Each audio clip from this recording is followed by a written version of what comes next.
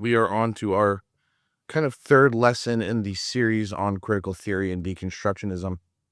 We've covered just regular deconstructionism, and we've kind of covered critical theory at large.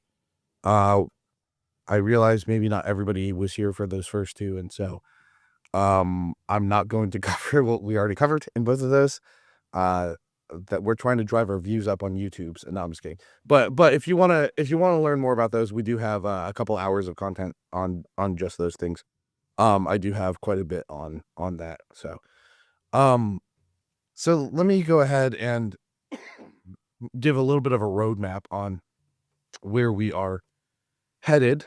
I also apologize in advance a little. This might be a little bit messier in terms of structure than some of the other ones. It's been a little bit of a long week. Since we have covered those first two things, we are going to move on to the kind of specific disciplines of critical theory, and that is gender theory. And gender theory kind of is an umbrella term for a couple of different things. There are really two parts to it. My guess is that when you hear the term gender theory, you probably think of like transgenderism, maybe LGBT. But it's important to understand that the same premises of queer theory are also used to prop up fourth wave feminism. The thrust, kind of the activist goal of these two things are different, but they are both rooted in kind of ideological attacks on the definitions of sex and gender. So they are both very similar in that regard. Someone like Judith Butler, we'll talk a little bit about her, is considered both the foundation of modern feminist movement, but also one of the founders of the modern queer theory movement, and actually goes by a they, them pronoun herself. Now, I would like to say that queer theory and gender theory is kind of tied to just the secular culture and to academia. Most bad ideas actually originate in academia. But the premises of feminism and gender theory have actually invaded the church as well. And I believe that the church has not really grasped the concepts of these things well enough and are not attuned to the problems in the culture strongly enough in order to formulate a response to it. And it leads to, from a church perspective, generally one of two outcomes. Either the critical theory dismisses Christianity on the basis of our ignorance, so there's just a complete disconnect where neither side is really connecting at all, whether it's friendly or not with the other side, or the church accepts some of the premises of critical theory. You almost never see, I don't think I've ever seen anybody in academia, at the very least, that has gone the other way, where they've accepted premises of the church and used it to change the ideology of critical theory. It wouldn't make any sense to go that way. Actually, it really doesn't make any sense to go the other way either, but I certainly have never seen anyone in the critical theory camp take anything from Christianity and use it to any good effect. So, just to kind of give you an oversight of what is happening in the church regarding some of these critical theories, I had mentioned, I think last time, that this is something in the church. I want to give a few examples in the church of what is actually happening. So I'm going to give you a few examples. The first is, there's a think tank called the Reformation Project that says, and it's talking about on the basis of queer theology, says this: at the Reformation Project, we are passionate about making the case in favor of affirming theology. We believe that the church should bless same-sex marriages, and that gay, bisexual, and transgender people should be fully included in the church as equal members of the body of Christ. Dante Stewart, who was at one time a feature writer for the Gospel Coalition, which is, by the way, a good platform that we all generally like. Everybody has written on it. Bodie Bauckham, Kevin DeYoung, Doug Wilson, 100 other guys that we like. So generally considered a pretty esteemed publication platform, even by our standards. Dante Stewart has pushed critical theory. In fact, his whole career at this point is pushing critical theory, specifically critical race theory, and in fact has dedicated his entire career to that. And by the way, that guy has also been praised by people like J.D. Greer, Greer, and Beth Moore. Not necessarily people we like a ton, but people who are pretty influential and large in the culture nonetheless. Another example is Timothy Dalrymple, who's the CEO of Christianity Today. he cautioned people in the wake of legalizing gay marriage at the Supreme Court level, if you remember that decision in the Obama administration, that Christians should humbly acknowledge, this is a quote from him, Christians should humbly acknowledge the limitations of our knowledge and recognize the possibility that we are mistaken when it comes to the moral rightness or wrongness of homosexuality. And lastly, again, you could write a whole book on just people in the church that do this. I'm just giving you a very brief overview.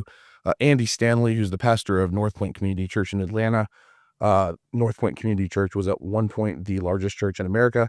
It's still in the top 5. It's 31,000 people we're talking about here. And the pastor of that church has made multiple statements concerning the idea that the church ought to allow for homosexual marriages and transgenderism because the issues are not an issue of morality, but of biology and psychology.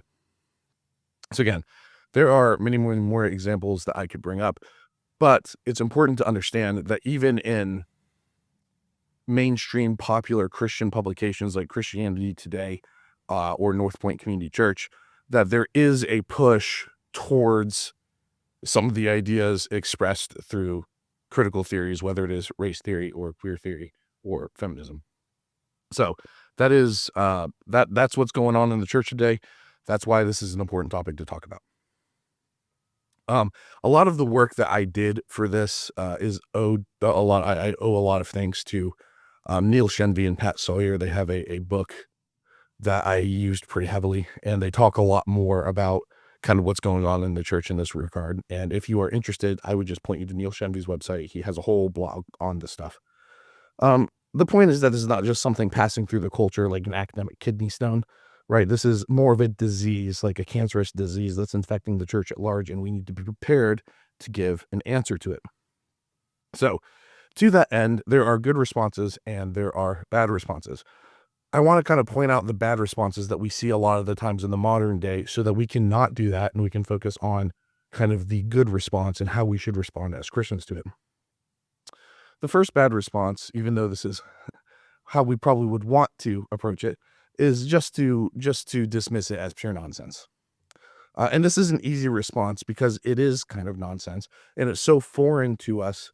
The way of thinking is that it does come off often as nonsensical. I mean, we're talking about an entire worldview that calls the scientific method or logical structures as being inherently transgressive because they were formulated by heterosexual white males. I mean, that's kind of what we're dealing with. To use those logical structures is almost kind of against the point. So naturally, it's going to be a little bit nonsensical by design. It kind of revels in that nonsense because of the chains of those kinds of uh, the patriarchal heteronormative type of structure that they accuse us of having.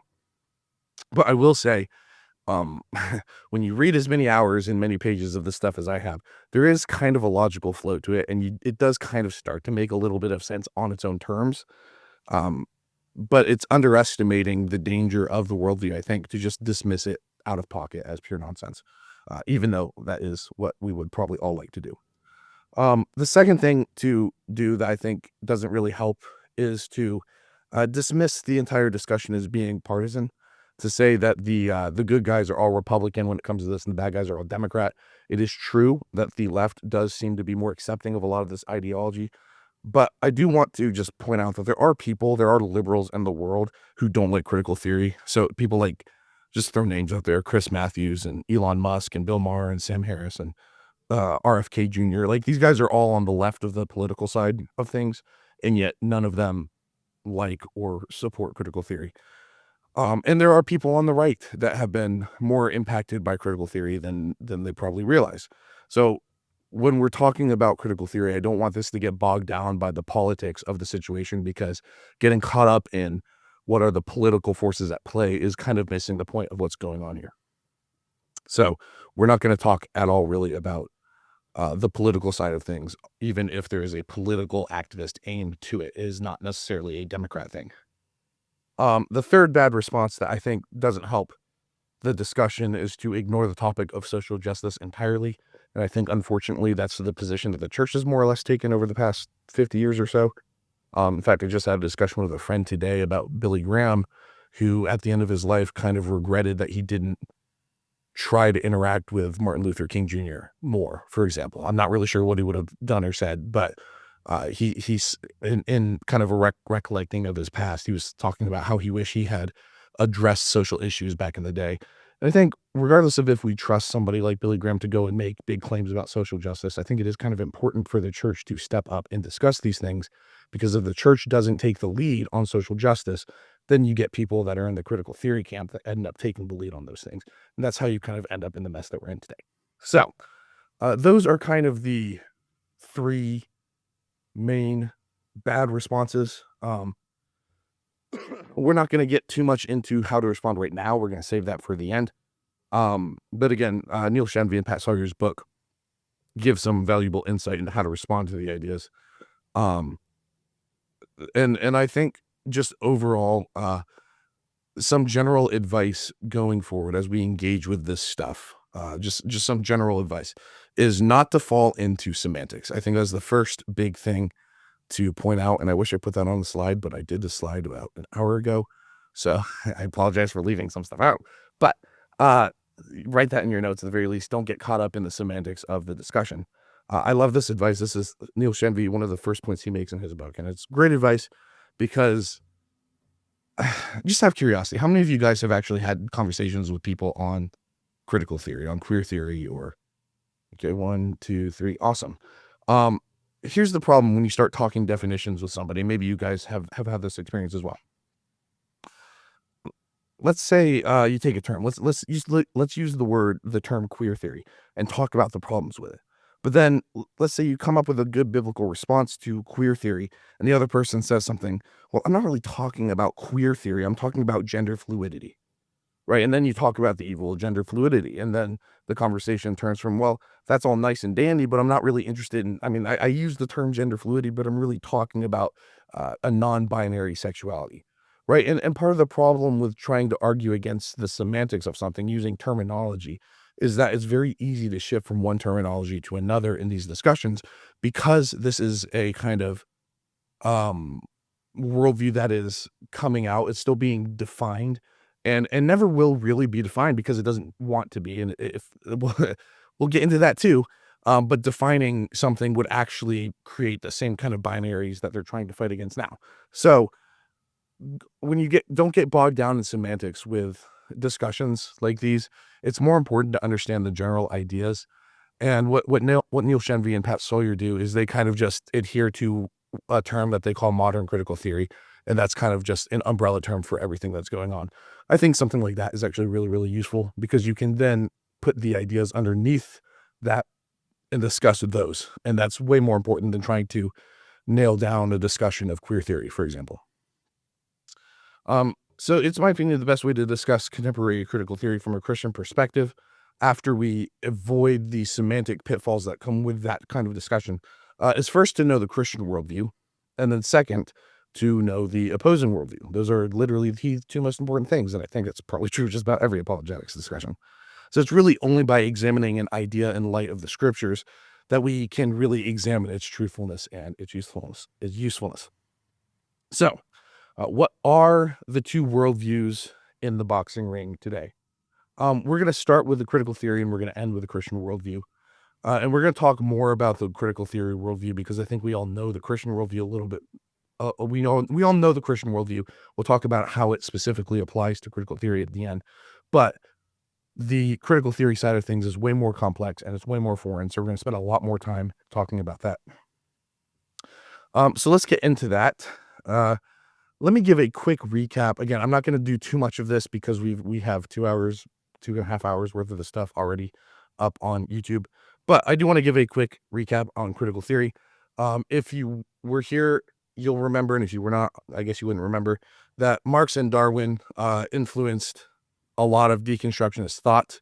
Deconstructionism is kind of rooted in two main trunks, one of which is the Marxist distinction between different classes. In Marx, it was an economic distinction.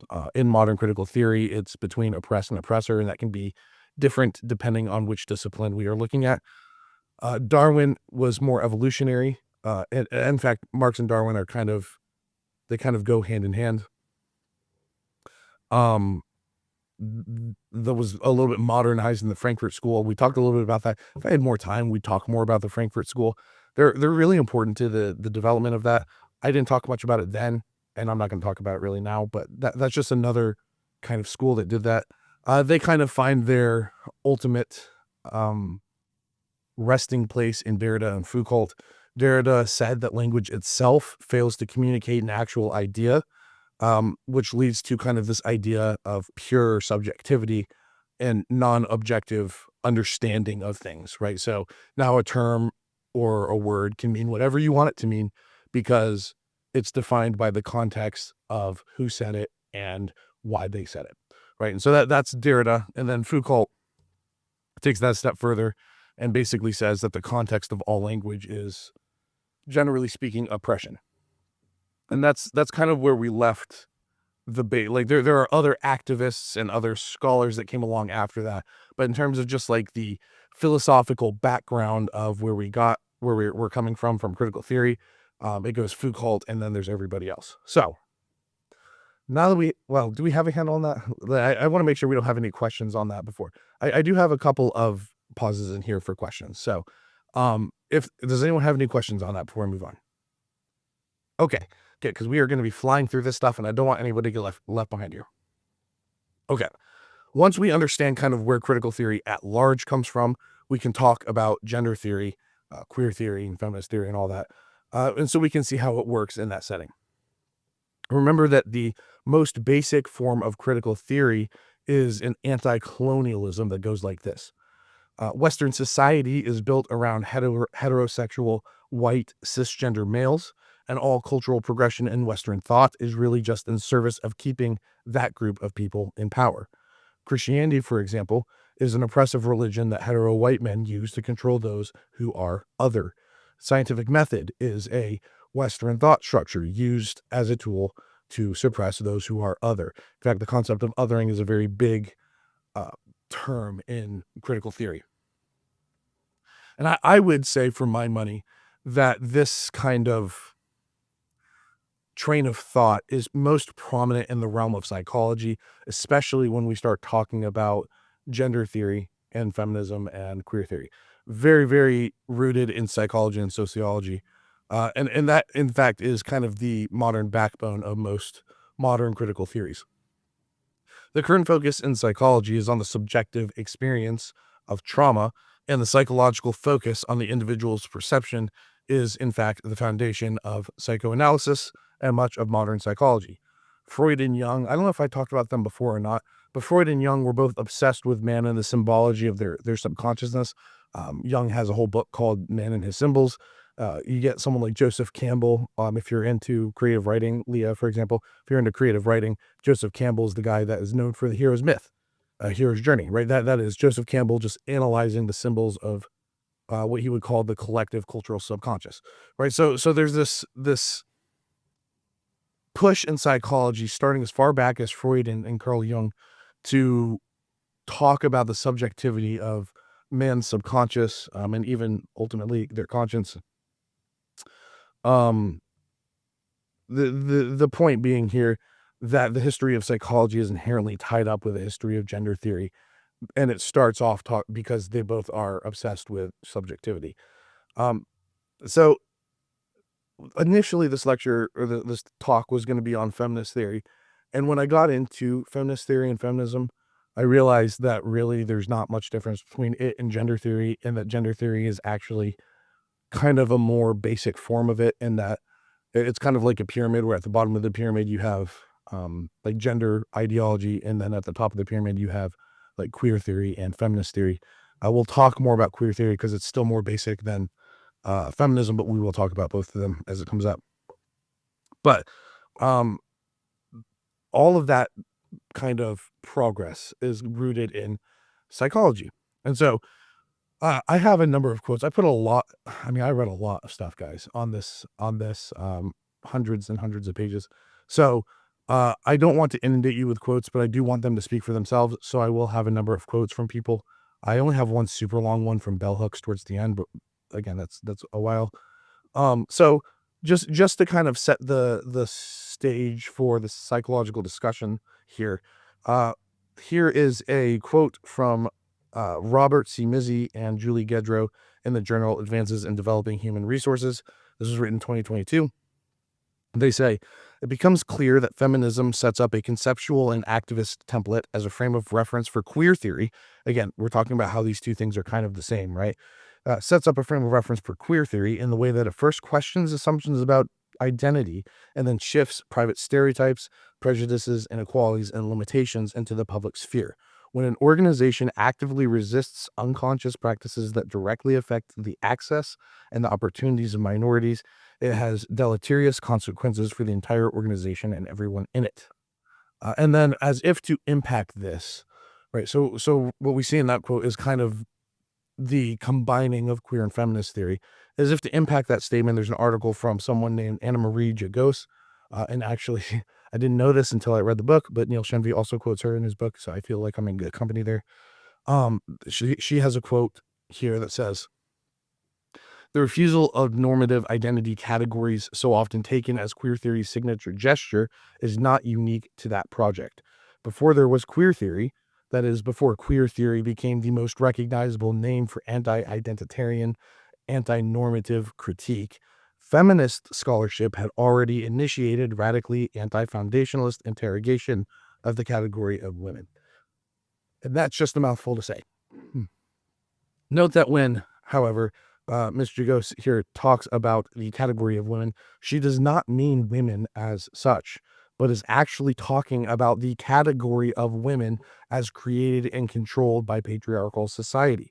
This is why people who hold on to these theories cannot define women. As critical theories, the point of this kind of feminism, the point of this queer theory, is to deconstruct and remove, not to construct and build.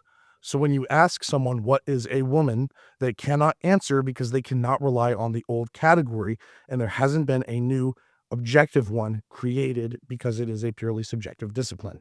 Therefore, a woman is a stance of pure subjectivity. You're a woman if you want to be a woman, and the idea of a woman can be whatever you make it. Do you guys understand how that comes out of like Derrida's concept of the context of a word determines its meaning? Right. This is not new. This has been around since Derrida. Jagos continues later.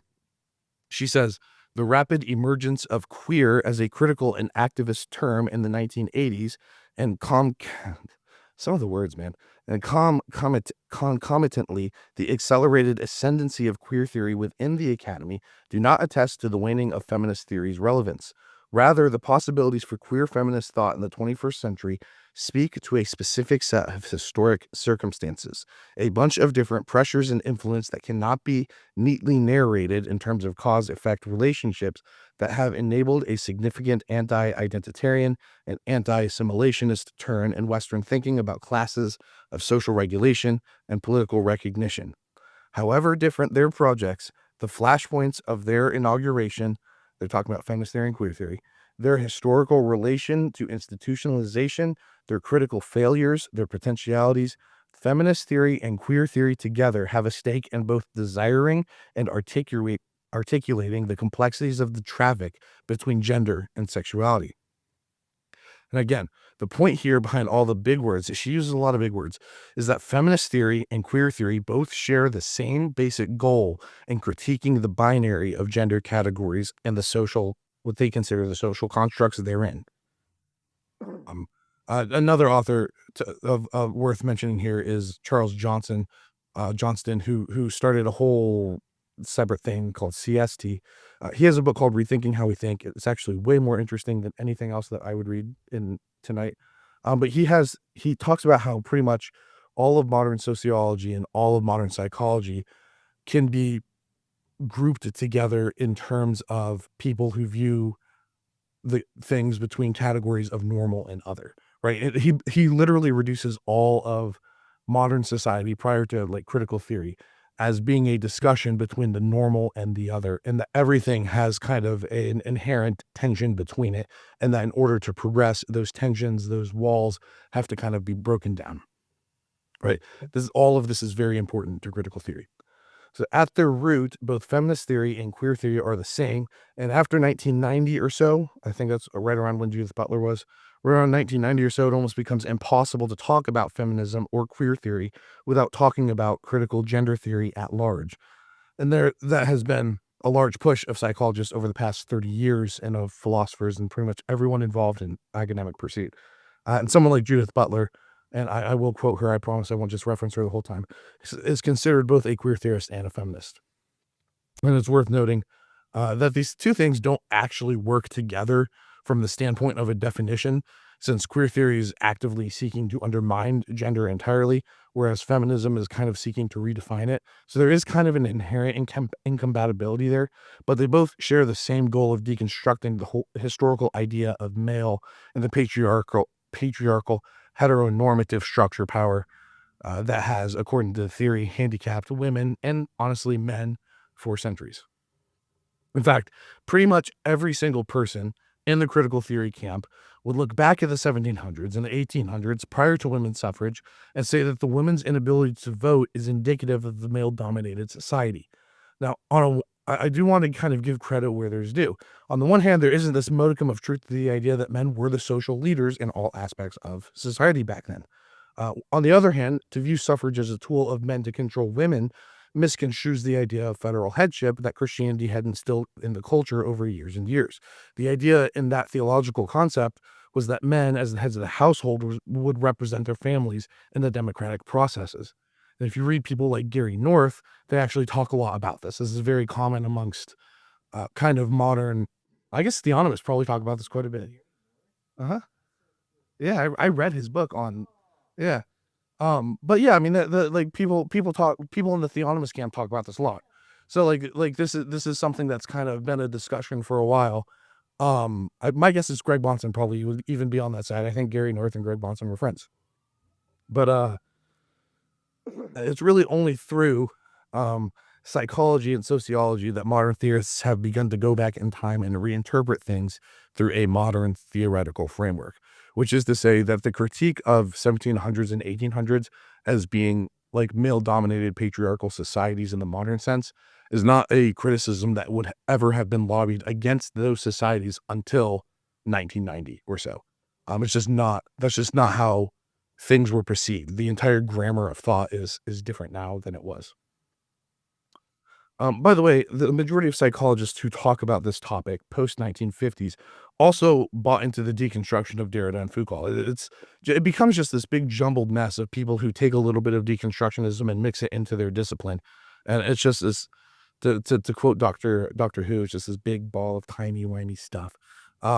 But like that's kind of what ends up happening is that there's not really any distinction between disciplines at a certain point, and everything just becomes a big mess. Um, but there's a bunch of names here. I'm not going to get into all of them, but just to throw them out there, and I have engaged with all of them myself. Julia Kristeva, Jacques Lacan, Judith Butler, Bracha Edinger.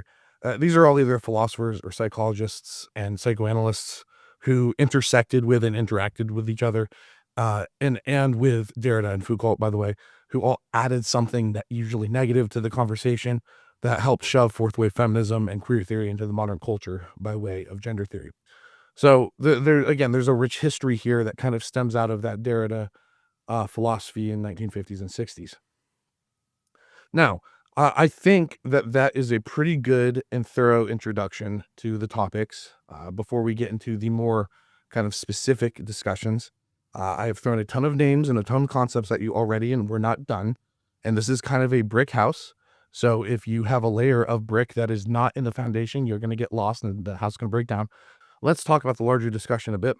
Um, Again, I talked about this already. I will be talking more about queer theory than feminist theory because I think it's more basic. I think it's more fundamental than feminist theory is. And in fact, by the way, in the book Cynical Theories, which is another one of those books I read in preparation for this, they also put queer theory ahead of feminist theory. So I feel like, once again, I am in good company here. Um, Regarding queer theory, you're not going to find a good definition of it for the same reason you won't find a definition of deconstruction. Both of them are rooted in the fluidity in the actions of the theorists. So both of them are often defined by what they do as opposed to what they are. They're tools. They're not really supposed to be worldviews. They've kind of been formed into that, but that's not what they're supposed to do. Nobody ever defines it. I'm not going to define it. Nobody ever does. In fact, the University of Illinois Chicago has an introduction to queer theory in their digital library that literally starts out with the sentence, definition is impossible. So that's kind of what we're dealing with here. We're dealing with something that's indefinable. I will kind of use Neil Shenvi's definition here. He doesn't really define it as such, like he doesn't define it as a term, but he gives 4 basic pillars of queer theory. Um, and I would add the caveat on his behalf, and I think he would agree with this, that I don't think it's meant to fully encompass everything in queer theory, because you can't do that by nature. You can't do that. But it is a good start, and it encompasses enough of it to have a conversation. So those 4 elements are as follows. 1, there's a separation between sex and gender. 2, gender is both complex and a social construct. 3, sex, race, gender, sexual identity, and other categories of humanity are intersectional, which means that they interact with each other all the time. And 4, the normal categorization and binaries of all of these things are harmful and ought to be deconstructed. Specifically for queer theory, these 4 points are all viewed through kind of the core value, as it were, of self-expression being the highest good, and the lowest bad is whatever prevents one from being able to self-express. All right, so with that kind of 4-pronged definition, or at least kind of, yeah, we'll call it definition, let's start with point 1, because it is, in fact, the earliest and most basic point. It is unfortunately a bit reductionist to say that any one person invented modern gender theory. But by my count, the biggest influence on the modern concept of gender is a guy named John Money, who was a psychologist, a sexual studies scientist, and a known pedophile, who created the term gender roles. This marked the first time in academia that someone had separated the concept of gender from the concept of biological sex. In modern terminology, gender is the expression of one's self-perception of their own sexual identity. A gender role is the cultural expectation of one who is identified as a specific gender. And traditionally, the 2 genders are male and female. Now, a brief note on this, because again, I don't want to overcomplicate the discussion, but just because I know how these discussions go, I should tell you that's it's very common in modern gender studies to say that cultures have always had gender roles because A, males and females have always expressed their gender, and B, they have always separated the sex of someone from their gender expression. There's always, that is how they argue. For example, they would say, why does the Bible prohibit cross-dressing if there was no gender expression? We'll answer that. Not now, but we will answer that. But I'm gonna leave that hanging, and then we'll talk about point 2. All right. So we have this concept of gender roles. It's been divorced from the concept of biological sex. We're leaving the 1950s, and now we're going into the 1960s and 70s, and that was a period focused intensely on self-expression. The cultural trend was headed by your Derridas and your Foucaults, eventually taken over by, say, Judith Butler, really came to a head in the 1990s when Judith Butler wrote a book called Gender Trouble. Gender Trouble is probably the single most important book on the subject post 1980. I think it was written about 1990. In that book, she defines gender as a kind of performance that the culture expects. Dominant social structures have shackled modernity with a binary view of gender as either male or female, when really all people are kind of a mixture of those traditionally masculine and feminine traits. And I will finally now quote Judith Butler from her own words. She says, quote, "Gender is a series of acts and gestures which are learned and repeated over time to create the illusion of an innate and stable gender core."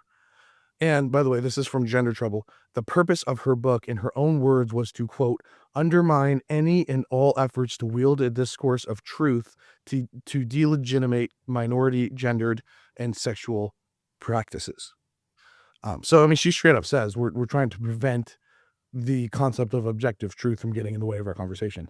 Again, it's pretty straightforward. That's exactly what they're trying to do. Like many people in this line of thought, Judith Butler is not a particularly well-organized writer and is well known for being very, very difficult. So there's no reason to read her. I guarantee you, if you walk away from this and only remember Judith Butler as that lady who influenced modern queer theory, then I think I've done my job. The goal here with Judith Butler and others is, again, they want to divorce sex from gender, because gender is what Butler calls performative, which means that it's something that we engage in. It's a thing we do, but it's not actually who we are. So, for example, you might be born a male or female on a biological basis, but you are not a male or female in self-expression by nature. You were taught that being a male or female means a specific thing. And this is in fact the second point. Right? This is the whole point of that second thing, that gender and sexuality are social constructs. People say that gender expression is completely divorced from biology, so one can express themselves however they want. You might be a biological man and a psychological female, and you may feel like expressing feminine traits. And that's fine. You can be a biological woman and view yourself as a person of the male gender in this line of thinking. Right? That's by the way, when they talk about transgender, that's actually what transgender means. Traditionally, when we think of transgender person, we think of someone who transitions from a man to a woman.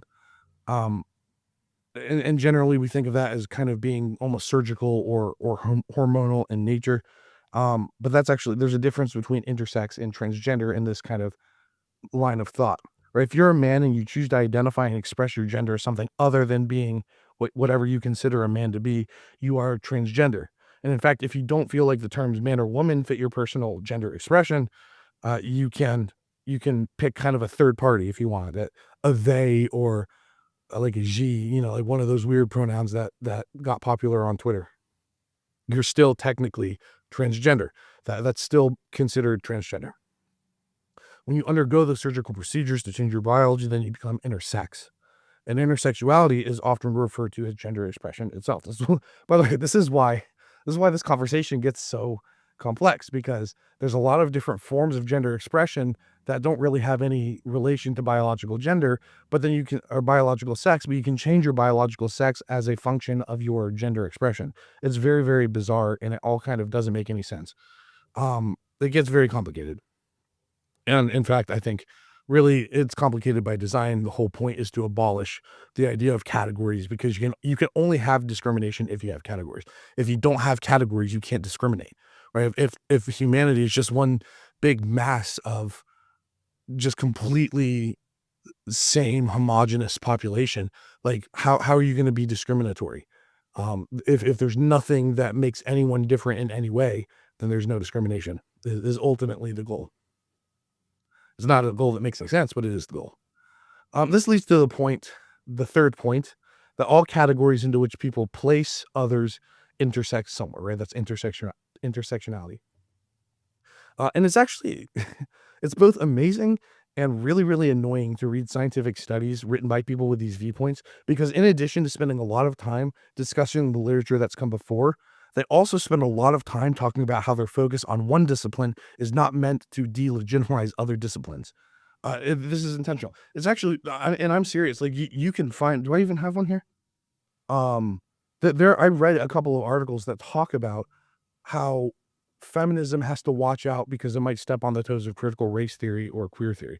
Like the amount of time they dedicate to making sure they're not offending other critical theories is really kind of staggering. And they have entire articles in scientific journal. Like this stuff's getting published in legitimate scientific journals. I have no idea how, but they spent a lot of time doing that. In 1997, Francisco Valdez, writing for the University of Miami School of Law, he says this. He says, among the challenges awaiting a second stage of sexual orientation, theorizing, sometimes described in this essay as queer, this is in 97, before queer was a super popular term, as queer legal theory, is a similarly powerful and empowering engagement of race and ethnicity, or more precisely, an engagement of the interplay of racism and ethnocentrism in the formation of sexual orientation, identity, community, and subordination, a critical investigation of the ways in which white and straight supremacy interlock to create social and legal conditions that permit or encourage the practice of permutated bigotries against the multiply diverse sexual minorities of the United States. So here we see how he's kind of trying to combine all of them as a means of legal theory. Critical theory, by the way, did start off as a legal theory. But he's talking about how all of these things kind of combine in the realm of legal theory to discuss everything at large. There's another article by Aristea Fotopoulou. Sorry to her for not getting that name.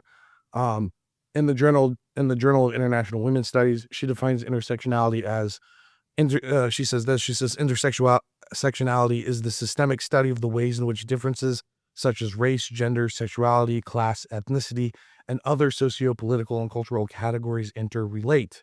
She concludes her article by saying, queer and feminist researchers could this way employ queer studies and intersectionality not only for academic and research purposes, but also as political tools in the creation of epistemologies, histories, and practices of resistance. So again, you get the thrust of what's going on here. This is a very, very straightforward. In fact, I think this is one of the most instructive statements on how all of these things work together. And it's also refreshingly honest to see how their authors admit that they're trying to create a new way to know things, to study history, for example.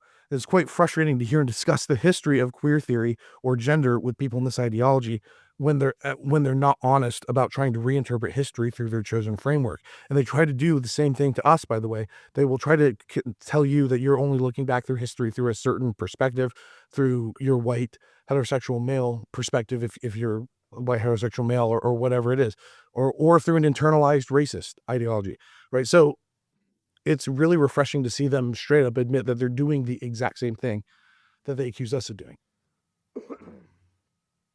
This is also how we progress to the fourth point, the deconstruction and ultimate destruction of normal categories.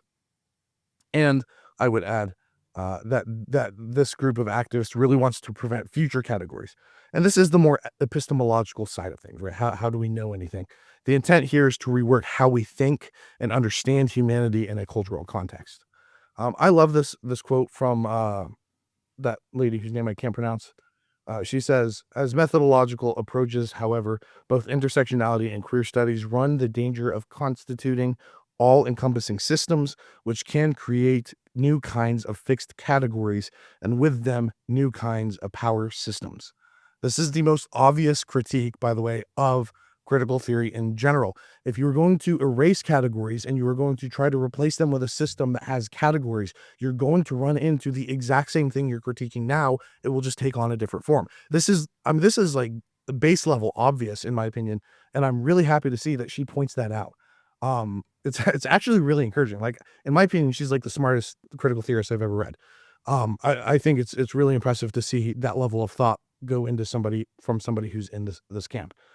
Um, in this worldview, they need to eliminate categories to facilitate the greatest freedom of self-expression and to eliminate division.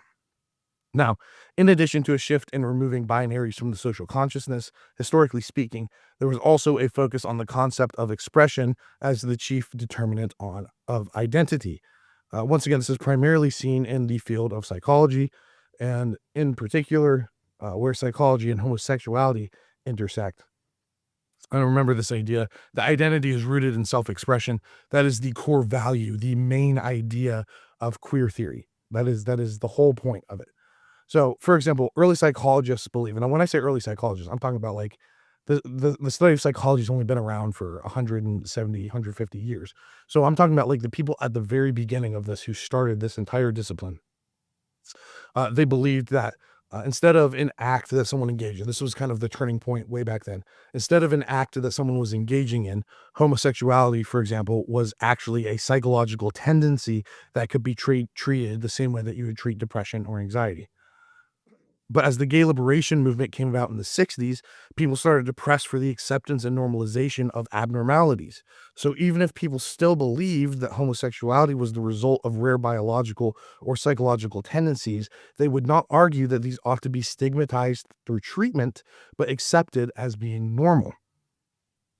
And finally, that leads us to our dear friend Foucault in the 70s, who brought this idea a step further and said, not only should homosexuality be normalized, but the entire concept of heteronormativity and the societal othering of homosexuality is just one giant social construct.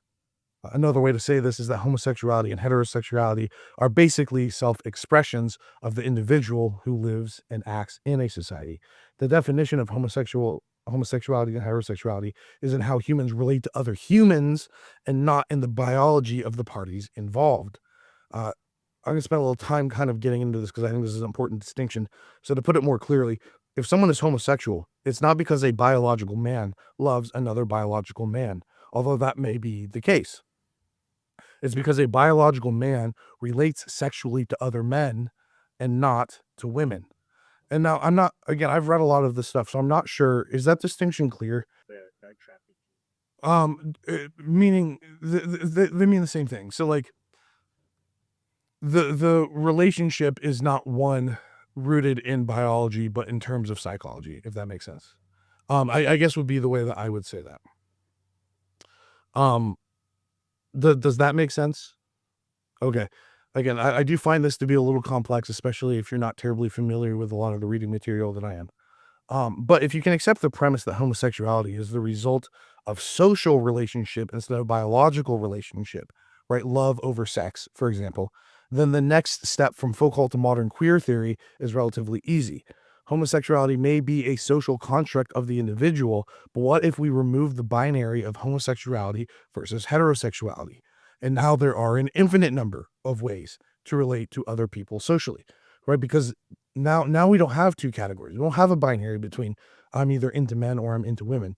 Right now we don't have the same concepts of gender that we've had traditionally. We don't have the same concepts of sexuality.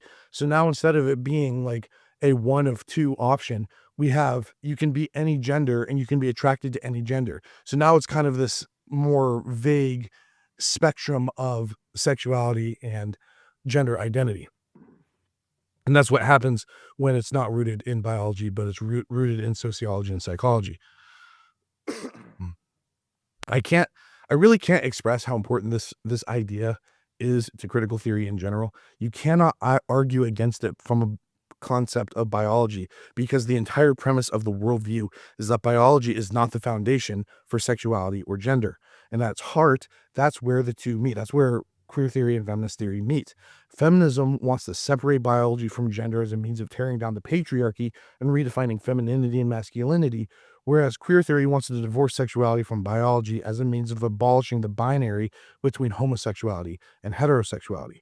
You can choose whatever you want to be. That is the point. Now, that covers most of queer theory. We're going to now talk about feminist theory, which is way, way less complex. Praise the Lord, because its goals are a bit more straightforward. But before we do that, are there any questions? Do we have any lingering questions on queer theory? Cool beans. All right. So, feminist theory focuses on deconstructing the normal categories of genders with an aim towards specifically deconstructing the power structures inherent in patriarchal society. I also am realizing that that's also a mouthful. Does that make sense what I just said? If it doesn't, it will. Okay. Queer theories also deal with the patriarchy, but feminist theory almost exclusively deals with the patriarchy. Now, there's a little bit of equivocation going on with the term patriarchy. Here's an excerpt from Bell Hooks' article, Understanding Patriarchy, from a journal called Imagine No Borders. Just a quick side note on Bell Hooks. Bell Hooks, she has her name in all lowercase letters and is probably one of the top 3 most important people in the critical race theory discussion. That's her picture. She's just a very important person. That's why I'm quoting her. She's not a nobody. Anyways, so here's I have 2 quotes. One of them is very, very long. She says this. She says, psychotherapist John Bradshaw's clear-sighted definition of patriarchy in creating love is a useful one. Quote, the dictionary defines patriarchy as a social organization marked by the supremacy of the father and the clan or family in both domestic and religious functions. Patriarchy is characterized by male domination and power. He states further that patriarchal rules still govern most of the world's religious, school systems, and family systems.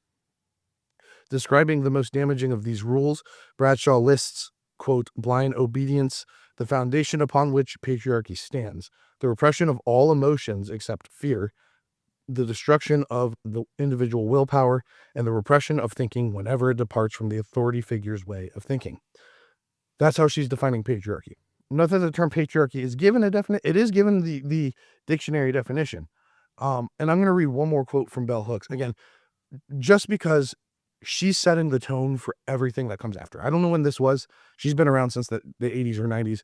If this wasn't from the 80s or 90s, then it's indicative of what she believed and was saying in the 80s and 90s. This is the longest quote in the presentation, so I apologize in advance.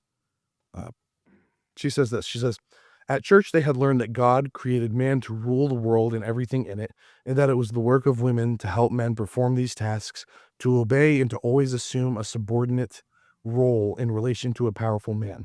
They were taught that God was male.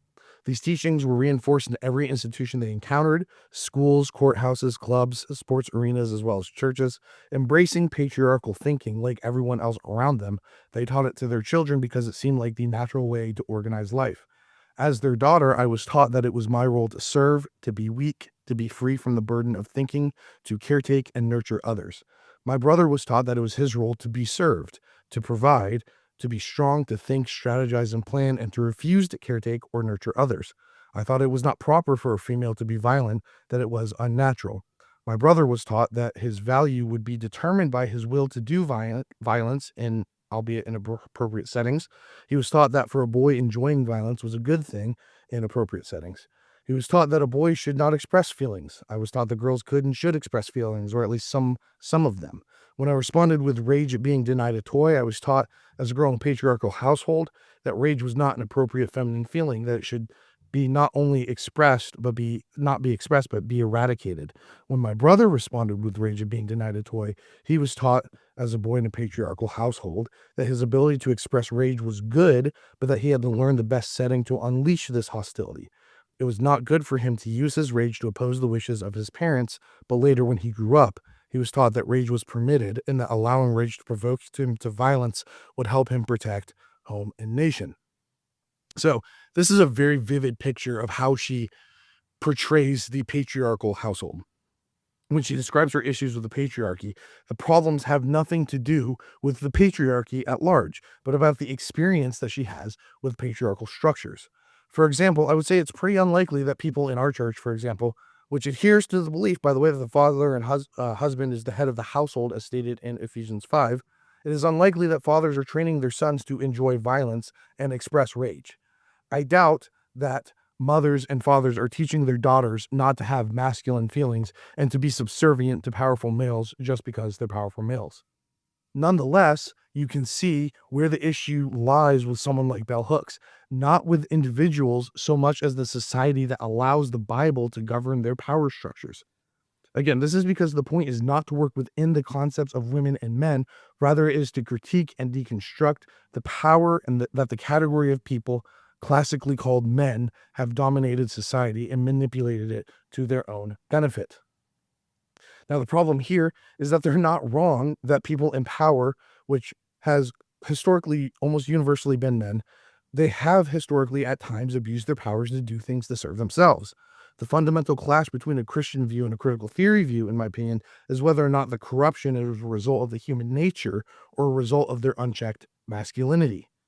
But because in a critical feminist worldview, the abuse of power is due to the masculinity of the people involved, and because the masculinity results in a power structure that oppresses women and the other, uh, Bell Hooks calls this entire structure an imperialist, white supremacist, capitalist patriarchy. It's like the most critical theory thing I've ever heard.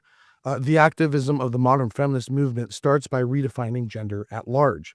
Masculinity must be detoxified and redefined so that it allows femininity, which is also redefined, to flourish. I think it's the last quote I have from Susan Faludi in her book, Stiffed, The Betrayal of the American Man, diagnoses the culture this way. She says, ask feminists to diagnose men's problem and you will very often get a clear explanation. Men are in crisis because women are properly challenging male dominance. Women are asking men to share the public reins and men can't bear it. Ask anti-feminists and you will get a diagnosis that is in one respect similar. Men are troubled, many conservative pundits say, because women have gone far beyond their demands for equal treatment and are now trying to take power and control away from men. So, from the critical theory perspective, we're dealing with a perception of men that views them as culturally programmed towards authoritarianism in whatever role of power they might have. Now, we could spend more time covering the complexities of modern feminism, but after this point, feminist theory basically just becomes modern gender theory and queer theory, which leads us full circle back to John Money, leads us full circle back to the concept of gender roles. So for the end of this lesson, for the last, what do we have, like 10 minutes? 25. Yeah, we will not go 25 minutes. But at the end of this lesson, I want to finish with the Christian response. And again, just a roadmap at the end. We're going to talk about the very few positive of the movements that we can learn from. Then we're going to talk about how the Bible addresses gender, patriarchy, and expression insofar as it actually does. Before then, do we have any questions on my diagnostic of feminist theory? I mean, ultimately, yeah, the whole objective is to abolish any kind of categorical differences between the two. But the reason that you see that is less because they're trying to promote strong female women, and more because they're trying to challenge strong men. Because the point, again, the entire point of these kinds of theories is not to construct but to destruct. So to think of it in terms of like, well, what are they trying to redefine it as? Really, they're just trying to redefine it as whatever you want it to be, because the whole point is self-expression. So whenever I'm saying redefining, really I'm saying they're trying to take it from objective to subjective.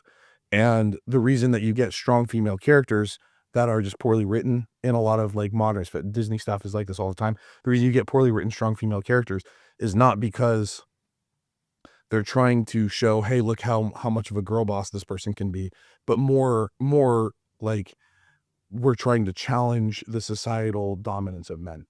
At least that's my take on it. I could be wrong on that, but that's how it feels to me, just doing kind of a quick cultural analysis of it.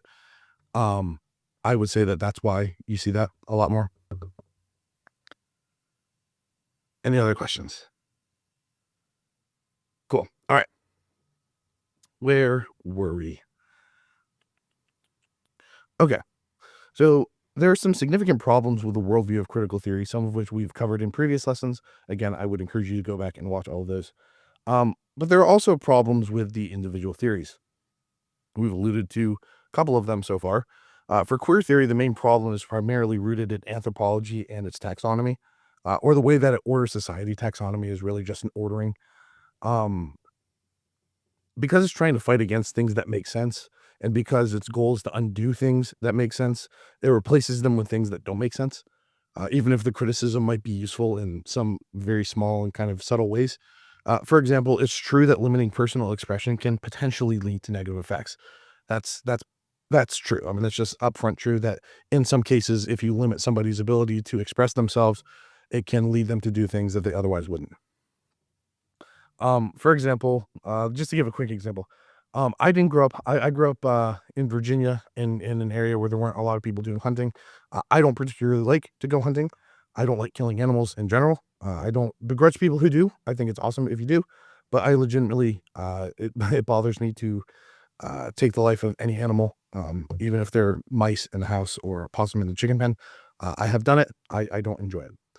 Now, if the response from the culture of me saying that, if the response from the culture is to question my masculinity because I don't like to kill animals, then we are starting to impress a non-biblical standard of masculinity on men. A similar thing can be said of women. Women who enjoy hunting are not less women because they enjoy an activity that is traditionally associated with men. Insofar as a view on society critiques non-biblical and inappropriate standards on men and women, we can learn from and use it. But where critical theories err is in taking it beyond the biblical definitions. Instead of seeing people as women who like hunting and men who do not, they become part of a data set that proves how there's no such thing as man and woman in the first place. Because the worldview assumes that people naturally adhere to a binary due to cultural indoctrination, men act like men and women act like women. Those who do not are considered evidence of the opposite conclusion. This is the fallacy of begging the question and assuming the conclusion. Imagine that he left. Imagine we have a person named Paul, and Paul likes the color purple, has a naturally higher voice, and is in school to become a male ballet dancer. In reality, we all know that Paul is a male who likes purple, has a higher voice, and wants to be a male ballet dancer. But a critical theory sees this as evidence that people don't adhere to the traditional expressions of gender and use that to question his entire gender identity and biological sex.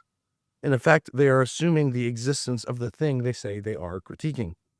But biblically, many of these things that, for example, Bell Hooks claims as part of being a biblically induced patriarchy just straight up are not part of the biblical worldview.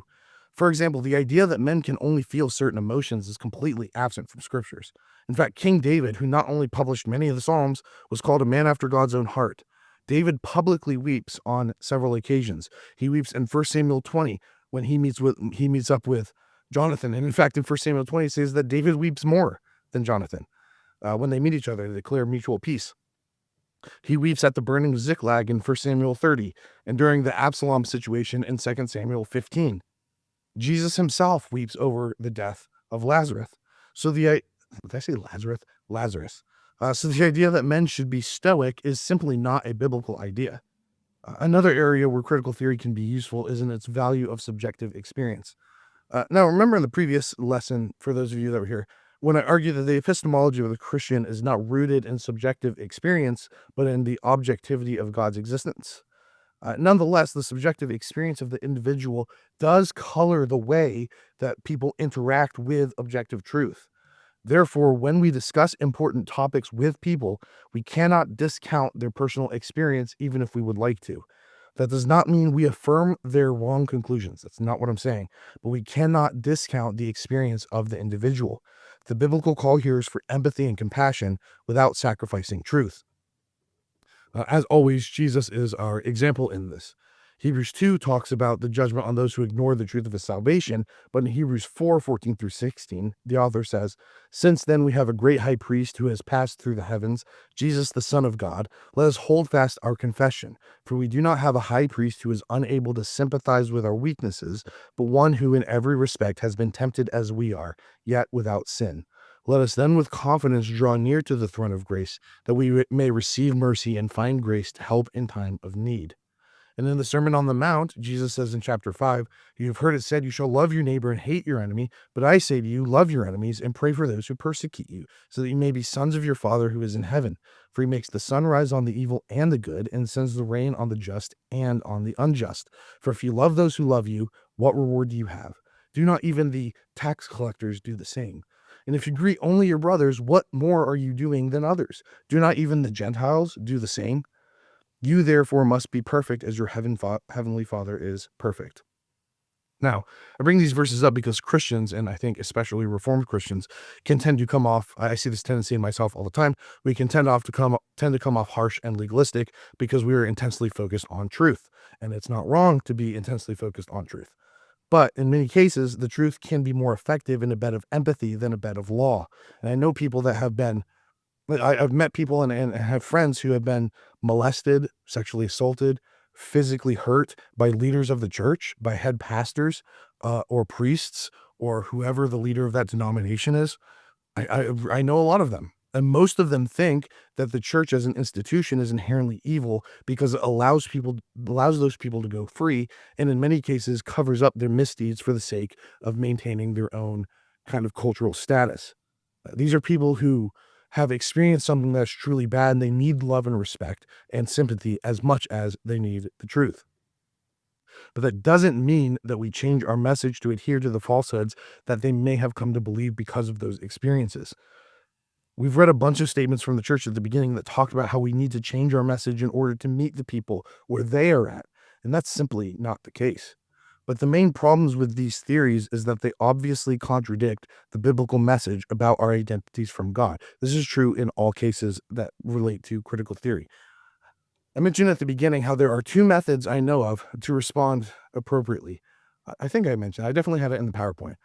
There's the one that Neil Shenvi recommends, and then there's kind of my version of Neil Shenvi's thing. They're very, very close to each other. There's one slight difference. So, what Neil Shenvi recommends is exploring how the Bible talks about gender expression and how it is against nature, for example, for men to act like women and vice versa.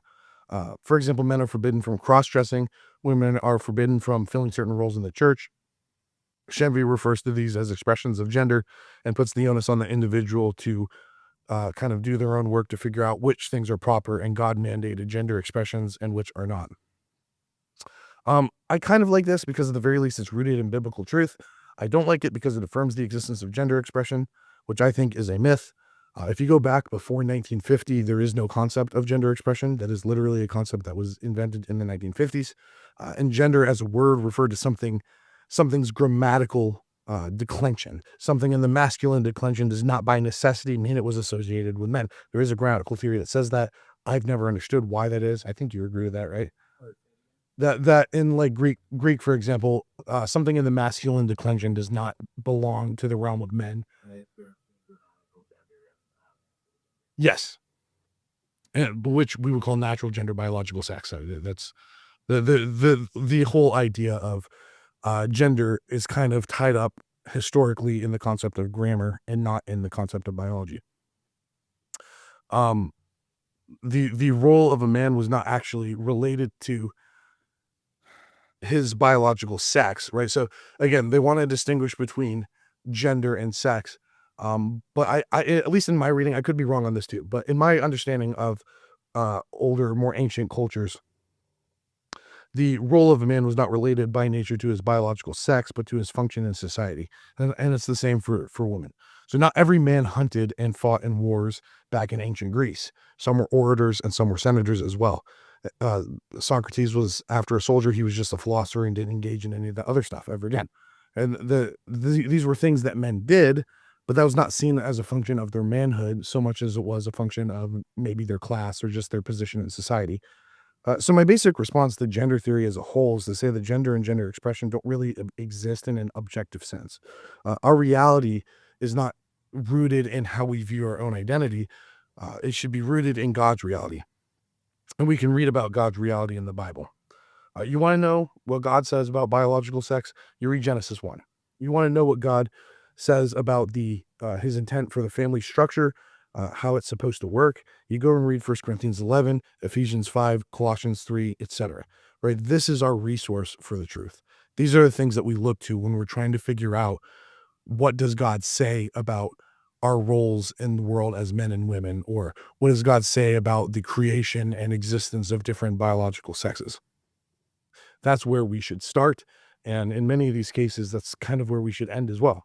And so, because of that, I will end with a passage from Isaiah 45, 18 through 19. It says, "For thus says the Lord who created the heavens, he is God, who formed the earth and made it. He established it. He did not create it empty. He formed it to be inhabited. I am the Lord, and there is no other. I did not speak in secret in a land of darkness. I did not say to the offspring of Jacob, seek me in vain. I, the Lord, speak the truth. I declare what is right." Matthew, would you close in prayer for us? I mean, it really kind of depends on how you want to approach it. There's not really a right or wrong way to answer that. But personally, for me, I deny the existence of the modern concept of gender just right out. Like I don't I I I think we've conceded. This is my problem with Neil Shenvi. Actually, I'd love to get in touch with that guy and just ask him this, by the way. But that's kind of my problem with the concept of gender today in the first place. Is like we've just kind of allowed them to assert that it exists without proving it. I'm just like, why is it that why does the idea that men and women do different things in society necessitate cultural expectations of something separate from biological sex? That's what I don't understand. Like to me, there's an inherent disconnect there that again, there's millions of pages on this stuff. There's probably someone out there that's written on this. I haven't read them, and I don't remember this being addressed in any of the books I read. Um, but I'll also give them the out that maybe someone has written on this, and maybe someone has given a defense of that. But that is my big problem with it as of right now. Given what I've read, is that there's not been any scientific proof of the assertion that they're making. Like there's just this kind of assertion based on a subjective understanding of something that they're trying to push into the modern academic culture and be like, hey, we're going to base everything on this, but we're not going to actually prove to you that this exists. You're just going to accept it. So I think that the primary failure of the church is we haven't addressed social justice ever.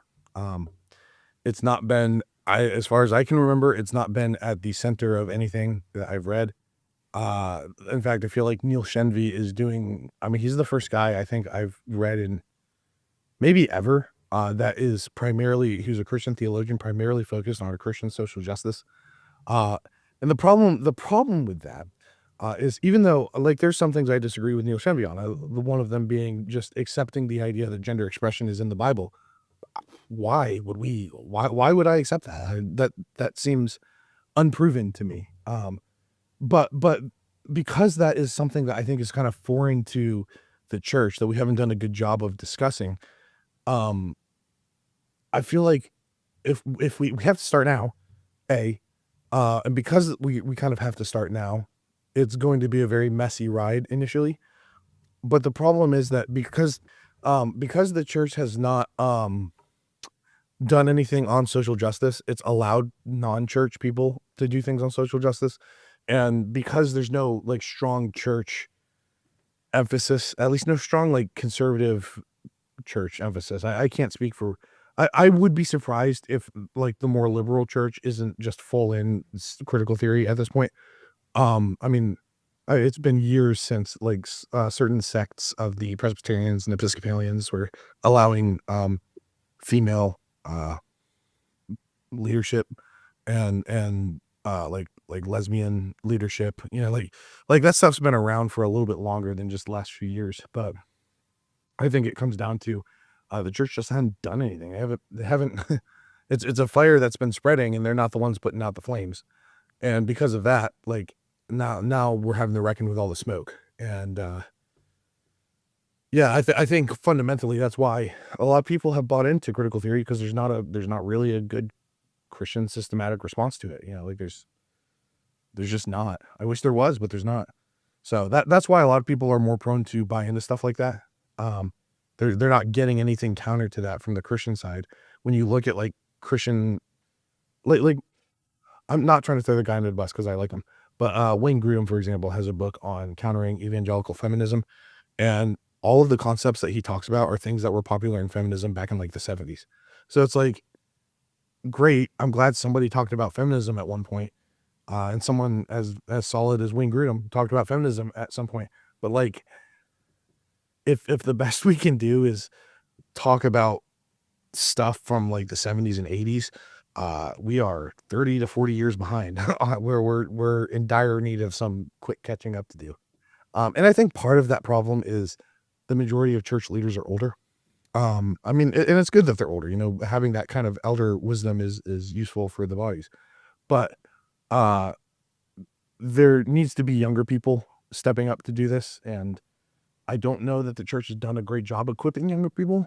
There's some. I mean, obviously, there's some great ones out there. I mean, Jeff Durbin can't be that old. I don't know what he is, but he's a young guy and he's pretty solid. And I don't know how old Mark Dever is, but he's probably fairly young as far as they go. And then even someone like Toby Sumter, I can't imagine he's very old either.